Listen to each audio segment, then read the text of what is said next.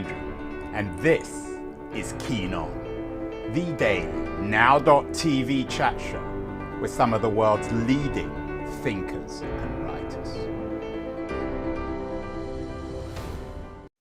Hello everybody, it is Saturday, February the 24th, 2024. Some 10 years ago, a little more, a few days more than 10 years ago, a book was published called Waking Up White and Finding Myself in the Story of Race by my guest Debby Irving. Turned into a huge hit on Amazon. It has almost 4,000 ratings. And on Goodreads, astonishingly, it gets 10,000 ratings and almost 2,000 reviews. It hit a nerve. And on its 10th anniversary, I thought we would have Debby Irving, who is now a full-time racial justice activist, back on the show to talk about the book, her experience of the book, and her thoughts on racial justice and injustice in the United States over the last 10 years. Debby, thanks so much for coming on the show. Before we start, tell me a little bit about the background to Waking Up White, your own background and how you came to write this book. Well, I'm speaking to you from Cambridge, Massachusetts, and I was born and raised in a suburb not far from here, Winchester, Massachusetts. It's an affluent suburb, and to say it's white is a little redundant because suburbs, of course, were initially white, designed to be white, but I didn't know that. So I just had this kind of Norman Rockwell-esque childhood, not thinking anything of it. I thought it was a nice childhood. Come out of, I call it my white bubble, went to a white bubble college, Kenyon College in Ohio, come out and find myself back in the Boston area at the intersection of arts and education. And one of my jobs was raising money, and there was a lot of money to be raised for quote unquote inner city, under-resourced neighborhoods, especially young people in those neighborhoods. And I found myself in these neighborhoods for the first time. And the stark difference between what Winchester looked like and what these Boston neighborhoods looked like was dramatic. And I swung into what I would now call white savior mode. I was desperate to do something to help these neighborhoods and these young people. And I raised money and I created after-school programs. And I was at that point without understanding, and I was really stuck in that white savior mindset. And I was on diversity committees for 25 years. Until the age of 48, at which point I'm 63 now. So at age 48, I had become a classroom teacher, an elementary school teacher. And I went back to school to get my master's in special ed. And there was a required first course. It was called Racial and Cultural Identities. And I thought I was going to learn about Black and Brown children and families so I could serve them better. But in fact, I was asked on day one to do a deep semester-long dive into my own racial and cultural identity. The whole class was told that's what we would be doing. And my thought was, what am I going to be doing? Like, I just didn't even understand that I had a racial or cultural identity. Cut to the end of that course, I was so stunned by what I learned I had never been taught. And I was a history major in college. I kind of felt like, who let me loose in front of young children to be a teacher? So I did not pursue that degree. I left my day job and I did nothing for 4 years but do a self-guided study of racial cultural identity and race and racism, classism, all of the isms wound up together. And Waking Up White is the book that chronicles that journey. Well, you include classism and racism and all I'm quoting you, the isms. What is an ism? What does that mean? So when I use the word ism, I mean there's a system, a hierarchy that begins with an ideology that all humans aren't equal by race, by class, by gender, by ability, by religion. There are all these ways that these hierarchies impose a value system, and then that ideology is expressed through systems and structures and also through culture. So it's hard to look at one without having the other ones touch that observation. I mean, you're certainly not the first or the last person to be struck with this, but were you surprised? Did you grow up? At what age were you? You said you were a teacher. Did you think that there was no such thing as discrimination, no such thing as class hierarchies or economic inequality? I would have said, "Oh, I know there are," but I wouldn't even have understood how I understood it. That's sort of how insidious this is. I now understand that all this exposure I'd had over the course of not just my childhood, but my life, and I still hear this messaging today, that the playing field is level in the United States. That's the whole point here. This is how as I took it in. Anybody can come here. You can make it. All you have to do is work hard. And in Winchester, there was story after story of families who would say, my great grandparents came here from Italy, Ireland, Russia, France, Germany. They had 2 cents in their pocket, didn't speak a word of English. They were treated like dirt, and look at us now. So my understanding was that we all got what we deserved based on our hard work. And my family was extremely successful and wealthy. And my explanation of that was that we had not only worked hard, but it turns out I also bought into biological inferiority and superiority, which I don't like to admit. But as I say, as a activist and educator, if we aren't willing to go and look for those biases, we have no hope of dismantling their control over us. But I did. I bought into white superiority. I bought into male superiority, so my own gender inferiority. Yeah, I bought into all kinds of what I now understand are myths around human difference. Do you feel you were tricked? And was there some sort of organizing committee of trickery here? I mean, did you ever pick up a newspaper? Did you read the New York Times or even the Wall Street Journal? Did you watch television? I mean, some of these things that you're talking about seem reasonably self-evident in America, even for a student or a young woman. Yeah. Yes, I did. And I had, quote unquote, one of the best educations that money can buy. Again, I go back to this alternative explanation I had. So I noticed that when I heard people look at the language I'm about to say, complain about discrimination. When I heard discrimination, if I saw a protest, my thought, which I would never say out loud because I was taught to be colorblind. I wasn't supposed to be seeing race, so I'm sure not going to be talking about it. There was zero talk about race in my childhood, home, church, school, culture. And so in my head, I would silently be affirming ideas of, if you just maybe stop talking about it, it would go away. Or, my family did it. Why can't yours? Which is the exact language I hear today by people who are still caught in that mind frame. So it wasn't that I wasn't exposed, it's that I misinterpreted what I was exposed to. You said you got one of the best educations money could buy. Where were you educated? Well, after the Winchester Public Schools, I spent high school at a private girls' school in Boston, and then I went to Kenyon College, where I got a BA in history, and then I got an MBA. But what strikes me, I can't comment on the history department at Kenyon, but I'm guessing at a fairly elite liberal arts college that the issues that you talk about were addressed in history lectures and seminars, weren't they? Or was this trickery as you present it? Was it perpetrated at Kenyon too? Let's get back to that trickery question. So, and also to place us in time. So I'm born in 1960. So I'm in high school in the 70s. I'm in Same college year as me.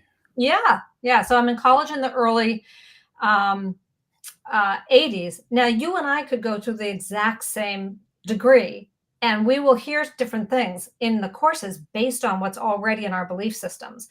So if you're coming to these courses with a more nuanced and complex understanding of how the world works, how discrimination works, how privilege and power work, you're going to receive the information in a different way than I did. So just put that out there.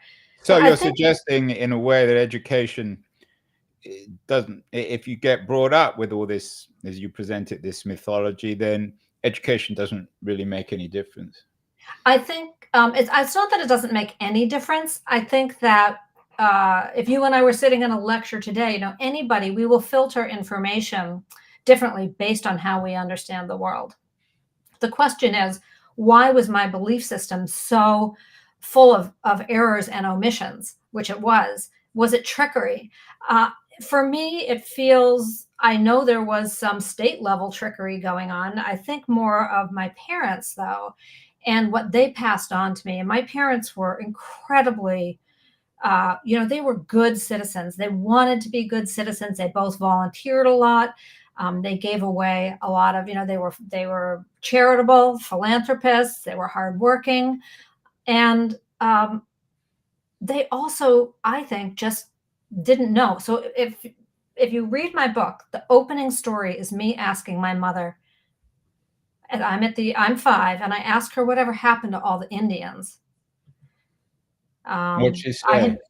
had, she said they drank themselves to death.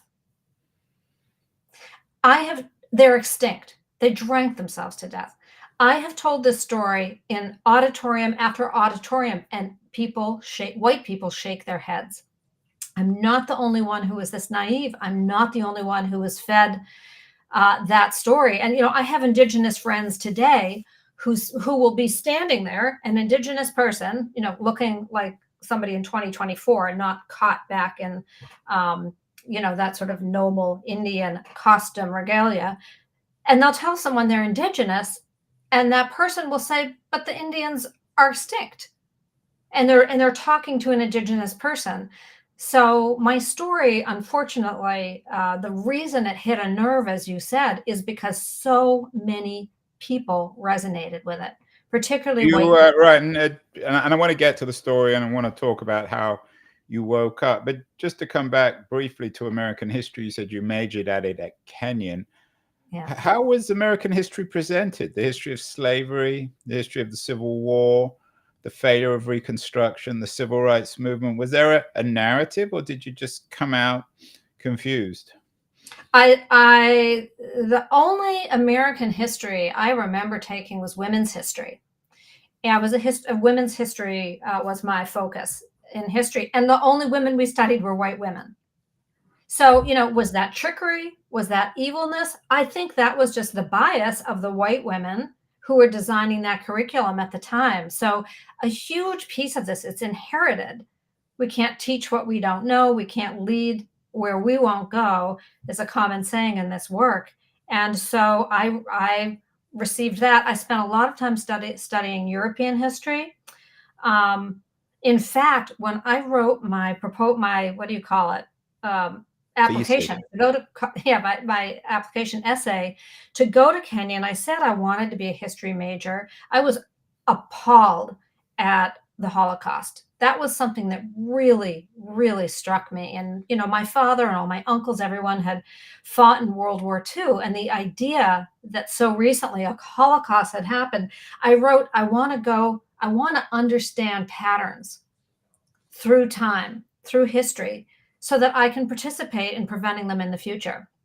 So that was my express interest going in to Kenya. So you were aware of injustice. You just thought it happened elsewhere and not in America. Exactly. Because this was the land of the free. This is the freest, fairest, best country. I was told that again and again and again. So this idea of, and the title of the book, your big hit book, Waking Up White, of course, suggests some sort of waking up from a dream or from some sort of sleep. Do you remember an exact moment when you began to wake up, when you began to recognize that you'd been living a dream, that you'd been in the cave, so to speak, and that you'd been staring at illusions? Yes, so it was definitely that course, which was probably a 4 or 5 month period, but there was a moment in that course where I learned something that shocked me so much that I had a bodily reaction. I had a full-blown asthma attack. And we were watching a film on this particular night called Race, the Power of an Illusion. It's like a 30-year-old film at this point, made by California Newsreel. And it had been aired on PBS. I'd never seen it. And they're talking about the GI Bill in this particular moment that I'm about to react to.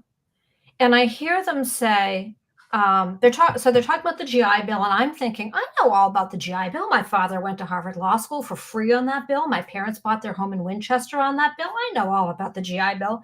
Then I hear this line: the 1 million Black GIs who also fought in World War II were mostly unable to access the GI Bill. And that was just like a sound wave. It was an information wave that hit me. And the first thing I had to think about was, there were 1 million Black GIs in World War II. Where were they in my movies or my TV shows or my books or my history classes? Like, how do you get to the age of 48 and only be imagining white GIs when you hear the term American GI?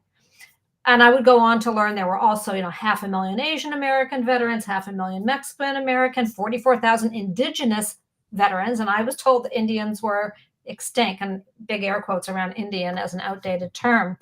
But the next thing that I had to contend with in that wall of information was the fact that all of these Black and brown GIs who had gone over to the World War II arena and returned there were some exceptions, but by and large, they were unable to access any of those education attaining, wealth building opportunities that my father and all my uncles and all the white men around me had been able to attain. And the way it was explained to me was, through how the housing component is explained through the lending, the housing and lending system in the 1940s, which grew out of the 1930s, which, involves redlining. And so the reason, and I can explain that more if you want, but assuming people know more about it than I did, the reason Black and brown GIs couldn't attain the mortgage component of the GI Bill, even though the GI Bill didn't say it's a white-only bill, is because there were barriers all through U.S. systems and structures, including in the housing and lending. So it was already difficult to impossible for a Black person to go buy a home. You grew up, of course, in Massachusetts, as I said, Winchester. You're talking to me from Cambridge now. The conventional narrative is that the North is different from the South, and that in many ways the emancipation movement was led from the North and perhaps even from Boston. We've done shows on that. Was it part of your waking up about recognizing that there wasn't a great deal of difference between Boston, Massachusetts and Natchez, Mississippi? Yes. So definitely a difference in the expression of racism, but very little difference in the impact and what it meant to be a person of color. So, people of color, the Great Migration, escaped the Jim Crow South, and that Great Migration where Black folks are moving northwards and westwards and landing in cities like Boston, only to encounter all these new forms of racism. But weren't you aware? I mean, throughout the 60s and 70s, Boston became a story about busing and white resistance to busing. Weren't you aware of that? I mean, even as a local woman. It's 5 miles away from my house. No. I mean, I knew something about it, but I think, and again, what I'm going to describe to you is going to be shocking to you. I can't tell you how common this experience is. These white parents raise their white children in the 60s and 70s with an express desire to give them a protected childhood. And so that's what I had. My parents very intentionally, I'm the youngest of 5. And there's a 14-year span. So my older siblings actually were very involved. They went down south and registered voters. They were college students. While I'm a little 5-year-old, not knowing anything going on in the world, they're college students and they're active. But that doesn't make it to the dinner table. We don't talk about that at home. I didn't find that out until my book. I was on a certain, I don't know, like version 8, draft 8 of my book. And my sisters read it and say, wait a second, this is what we were doing while that was happening at home. So this project for me brought, broke open a family conversation, a long overdue family conversation. And we all, the 5 of us, started to recognize just how slightly different, and in some cases exaggeratedly different, our experiences around race and racism had been. one thing that's been heartbreaking for me is that my parents were no longer alive when I took that course. And I was never able to say, like, did you know, mom and dad, when you moved to Winchester, that that GI Bill was leaving behind all of these people? Did you know that? Because in fact, you wouldn't have to know it. All you would have to do is say, wow, that's a great deal. I'm going to take advantage of that. You Did don't this have change to. your sense? You talked about finding yourself, and one of your identities obviously is as an American woman. Did this waking up as a white woman, did it change your sense of being an American and what it meant to be an American? Oh my God, yes. It did. I think I felt a little embarrassed because I don't know if you know the Mary Tyler Moore Show, or that character Ted Baxter, who just, walks No. around, all puffed up like he's just clueless about how he's being received by other people. I sort of wondered how many times had I stepped into a space with this kind of sense of superiority, whether it was overseas because I spent time in Europe or back here.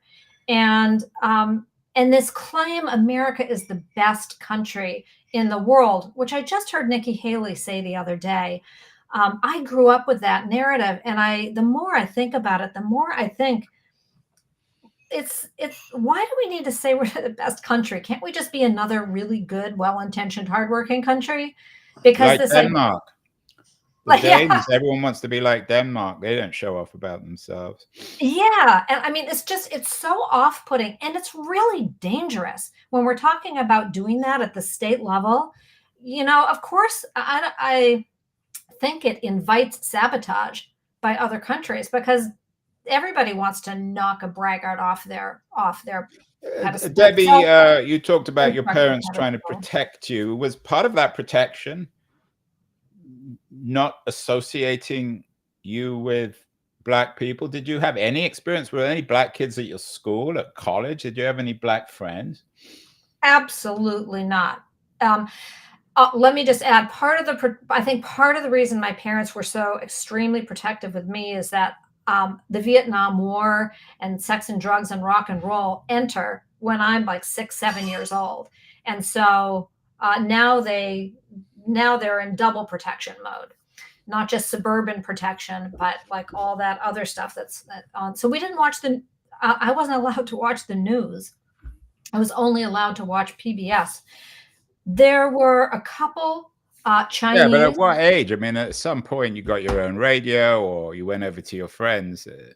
You must have. We didn't talk about this stuff. We really didn't. I mean, and I was a full-blown hippie by the time I got to college and listened to a lot of the Grateful Dead and,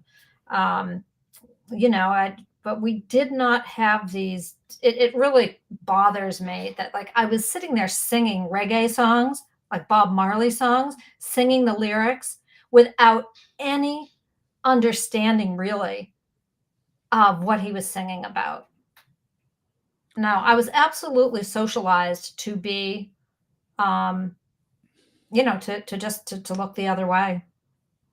We're speaking with Debby Irving. She wrote a best-selling book in 2014, 10 years ago, Waking Up White, about her own discovery of herself and as an American in the context of the story of race. I want to thank Liberties, a quarterly journal of culture and politics, for helping bring us such interesting guests as Debby Irving. It's an excellent new publication. It addresses race in all sorts of interesting ways too. Going to run a short feature on Liberties, and then I want to come back with Debby Irving and talk about the last 10 years and how that has reshaped not just the issue of race in America, but in her own life. So don't go away, anyone. We'll be back in about 10.5 seconds. Beyond the news, the noise, there is nuance, insight. Liberties is not just a journal of ideas. It's a meteor of intelligent substance. It's the place to be for engaged citizens. Politics, opinion, substance. Liberties is a triumph for freedom of thought. A quarterly of urgency, of cultural exploration, of intellectual delight, of immaculate prose. It's invaluable. Subscribe now or find Liberties at your favorite bookseller.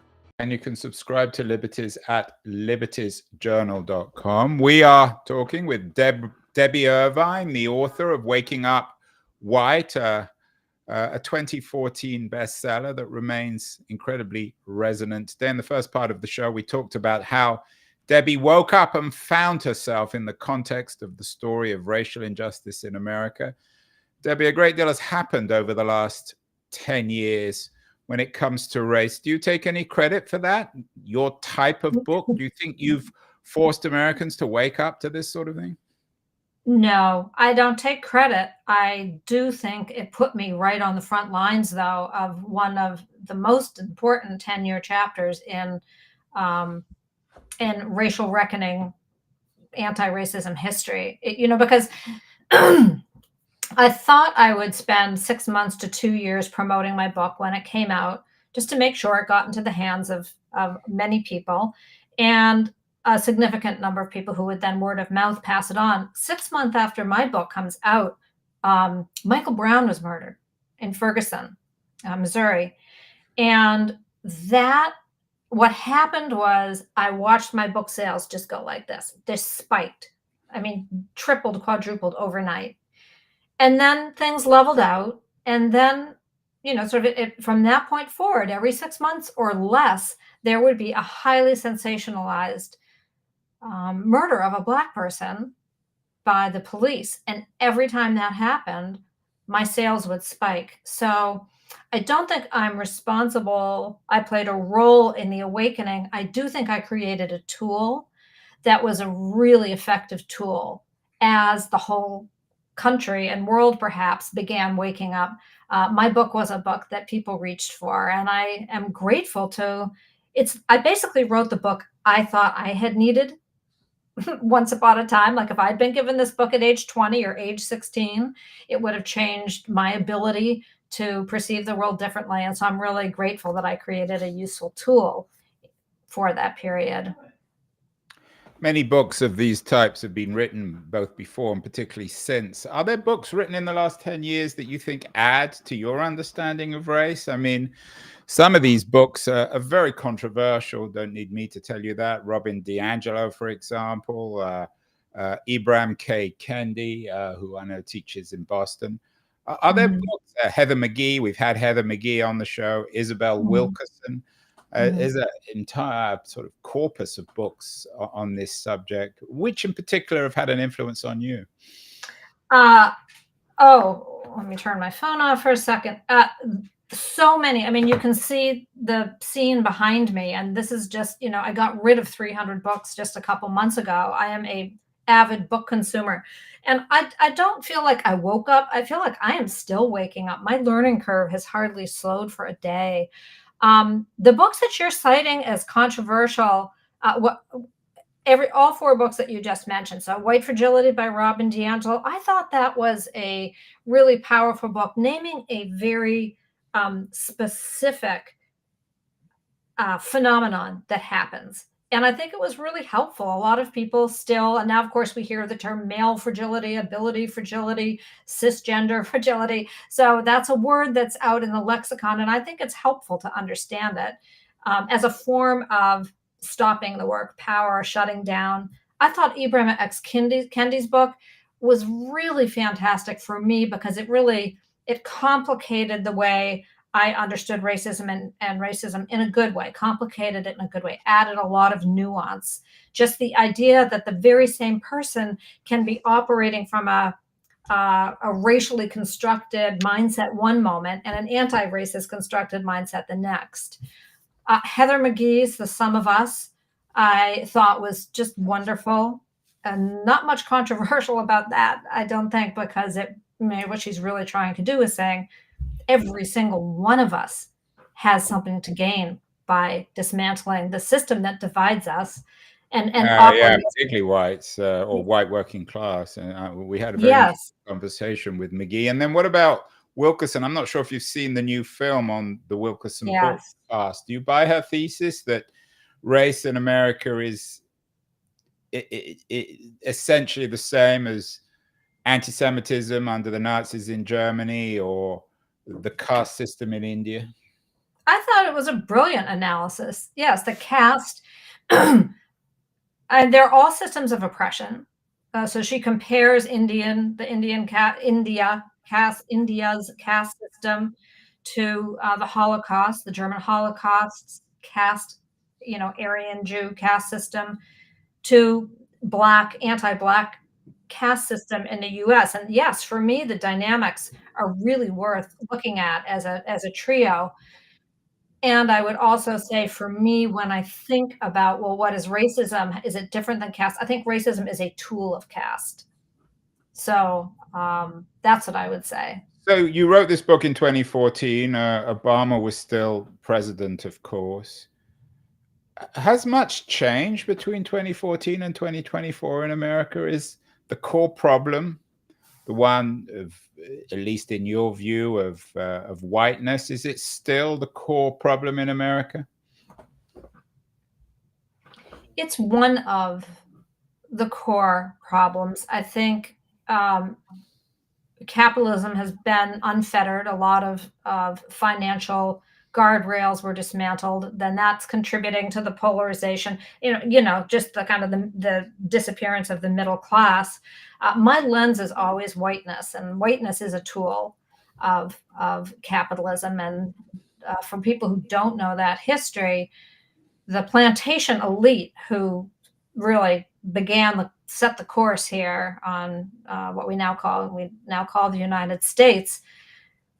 The masses were Black, Indigenous, European descended. We weren't using the word white yet.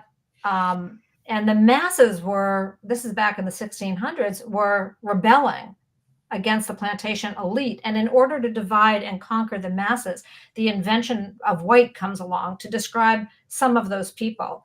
And so suddenly European descended people are called white, and they have privileges that all the other people do not have. And one of their privileges is to police Black and brown people. So, they have one of their privileges are to have protection under the law. They get to become citizens. I mean, eventually, once the U.S. is formed, white is a requirement to become a citizen. So white people have, and the idea of white as an actual race as opposed to a social construction has been used as a political tool. And it's been incredibly effective. And we see how politicians through history have used it as a dog whistle. So we see Donald Trump is using it all the time now. What about the argument that some people might make? Well, this is all very well, it's all rather abstract, but America elected an African-American president twice in the period just before you wrote the book, well, a couple of times before you wrote the book. So how can that be the case? Because there's this term white lash to describe the very specific backlash that happens anytime there's been Black progress in the United States. Emancipation, things are going beautifully for a while, Reconstruction, and there's a huge backlash around that. Civil rights, there's a huge backlash against that. We're seeing some of that now. We're definitely seeing a backlash to the way the education system, the healthcare system, corporate America all started to embrace DEI work. That's being shut down. So yeah, we are in a white lash. I don't know if you've heard of Dr. Carol Anderson. Yeah, actually, she's a good friend of mine, and she's been on the show several times. Yeah, I mean, I just think she just captures and articulates so beautifully, this white rage, this just intolerance for Black Americans to succeed. So yeah, I like Carol's work, although the only problem with those arguments is that they are rather abstract, and it's given the changes, given the fact that there now is a larger Black middle class and prominent Black politicians, I'm never quite sure whether Carol is arguing it can never change, or if it, or how it changes. What's your analysis of that? Leaving aside Carol, I mean, it's not for us to I'm actually really curious about the term abstract. I would like to hear more from you what you mean when you say that. But I will say about anybody who does this work, like me, like Robin, like Robin DiAngelo, like Kendi, like McGee, like Wilkerson, any of us, we wouldn't do it if we didn't think change was possible. So And there's that. Carol is very proud of. In fact, in one of my interviews with her, I went down to Emory, spent some time with her in her office in the university there. She's a professor. And at the end, I said, "Do you feel yourself to be American?" And she said, "Of course I do. And that's what gives me my optimism." Is that true with you too? Is did you wake up a different kind of an Americanism in the experience of the book and the 10 years since the book? That's such a good question. Here's how I would answer it. I was told from the earliest age that I lived in a country that was free and fair. It was the freest and fairest. And to me, that was the most powerful, beautiful idea of trusting people to come here and work hard and build a life.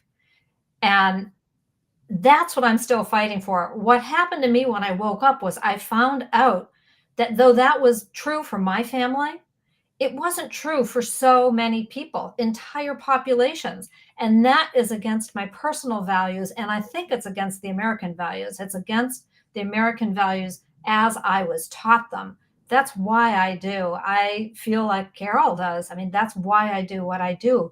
I'm fighting for that America, that set of values. Finally, what about the backlash against DEI in education, the Trump movement, the Make America Great movement? How do you read that? And can there be, in some ways, any truth that people like Kendi have gone too far, or can they never go far enough, in your view, on this stuff?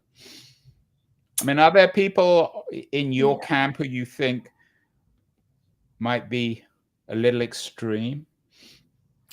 Well, I like to think that if we really were the free and fair country that we say we are, and that we don't silence voices, that there is room for all perspectives. And so, no, I wouldn't say anyone's gone too far. Then the challenge for me is, well, how do I navigate hate speech? Because if that's truly what somebody feels, so I struggle with how to work with that. I don't think people are going too far because this is a 400-plus-year-old system that has dealt traumatic blow after traumatic blow to real living human beings who have been raped repeatedly. I'm thinking specifically about enslaved Black women, bred. This is, of course, I've skipped right over the Middle Passage. I mean, just the brutality and Indigenous genocide.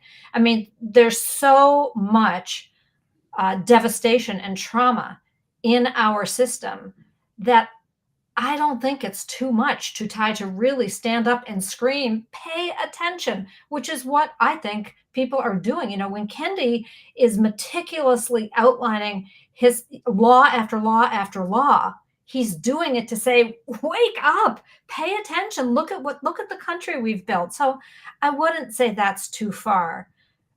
Because of my personal history of having been raised to never raise my voice, and to see people who raise their voice as sort of emotionally out of control and everything is fine in our country here, I understand why people react really strongly to that. I understand why that feels scary and threatening and quote unquote out of line.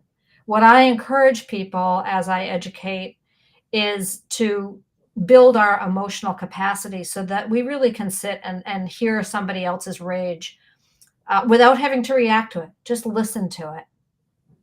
Because we're not going to learn if we don't listen to each other. And I think people who are outraged because they've been discriminated against and traumatized and marginalized have every right to